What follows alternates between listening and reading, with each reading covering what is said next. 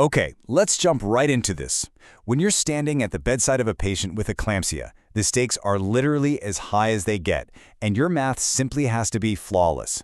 Welcome to this explainer, where we're going to totally demystify maternity dosage calculations. Specifically, we're going to equip you with a rock-solid, foolproof method for calculating IV magnesium sulfate, and we'll build up your confidence step by step. So here's our game plan. We'll start with number 1, the core method. Then we'll tackle number 2, a loading dose case, followed by number 3, a maintenance dose case, and finally, we'll put the whole shebang together in number 4, the final challenge. All right, let's kick things off with section 1, the core method. So what exactly is this ratio and proportion method? Well, it's actually a super straightforward mathematical process.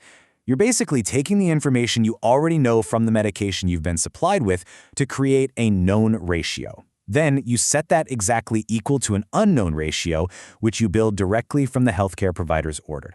The absolutely crucial point here is that we're creating two different ratios that are completely proportionate or equal to each other. Think of this like two sides of a balancing scale. On one side, you have your known ratio, the dose you got over the volume you got. That is exactly what is sitting in the IV bag in your hand. You set that equal to your unknown ratio, the dose ordered over X, and X is the volume we need to solve for. So, dose got over volume got equals dose ordered over X. Seriously, commit that little mantra to memory because it's the engine that drives this entire explainer. Moving right along to section 2, case 1, the loading dose. Okay, picture this first clinical scenario. The provider orders a 4-gram loading dose of mag sulfate, and they want it infused over 20 minutes. You look at the bag you grabbed, and it reads 4 grams per 100 milliliters. Our ultimate goal here. We need to figure out the flow rate in milliliters per hour so we can actually program the IV pump. But wait, before we touch a calculator, we have to take a critical double-check pause. Do our ordered grams and our supplied grams actually match? Well, yes, they are both in grams. And are we solving for milliliters? Yes, we are. You know, if these didn't match, like, say one was in milligrams and the other was in grams, we'd have to convert them first. But since they match perfectly, we are good to go. All right, let's plug in those numbers. Dose got 4 grams over volume got 100 milliliters equals dose ordered 4 grams over X. Let's cross multiply. 4 times X is 4X, and 100 times 4 is 400. Divide both sides by 4, and X equals 100 milliliters. But hey, we aren't done yet. The pump needs an hourly rate, right? Not just a total volume. So we take that 100 milliliters and divide it by the 20 minutes it needs to infuse over. That gives us 5 milliliters per minute. To get our hourly rate, we just multiply that 5 by 60 minutes. And boom, that perfectly calculated math gives us our final answer of 300.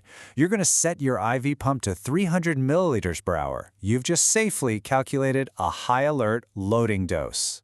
Awesome.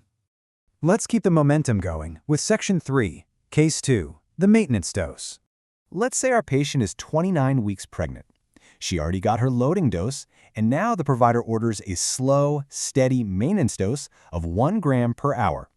You grab a brand new bag of mag from the Pyxis, and this one says 20 grams per 500 milliliters. Once again, we need to find that flow rate in milliliters per hour. You know the drill. We hit our mental stop sign to verify that our units, grams from the order and grams from the supply bag, align perfectly. And they do. We are clear to run the numbers. We just repeat our mantra. Dose got over volume got equals dose ordered over X. That is 20 grams over 500 milliliters equals 1 gram over X. We cross multiply. 20 times X is 20X, and 500 times 1 is 500. To isolate our unknown variable, we just divide both sides by 20. So 500 divided by 20, and the math reveals a simple, super clean 25. The maintenance dose is going to run at 25 milliliters per hour. Notice how using the exact same framework gets us to the solution effortlessly, even though the numbers on the bag completely changed. Okay, here we go. Section 4, the final challenge. This is a classic boss-level clinical challenge. A new patient needs a 6-gram loading dose over 20 minutes. Immediately after that, they need a 2-gram per hour maintenance dose. And to make things tricky, the pharmacy sent completely different bags for each phase. We have to perform 2 separate calculations back-to-back to get 2 different IV flow rates. We've got this. First things first, let's isolate our variables so we don't get them tangled up. For the loading dose, the order is 6 grams, and the supply is a smaller bag of 4 grams in 100 milliliters. For the maintenance dose, the order is 2 grams per hour, and the supply is a larger bag of 10 grams in 250 milliliters. Separating the data clinically like this is huge. It prevents cross-contamination of our numbers. One last time we pause. Do the units match for both phases? Grams to grams for the loading dose? Yes. Grams to grams for maintenance?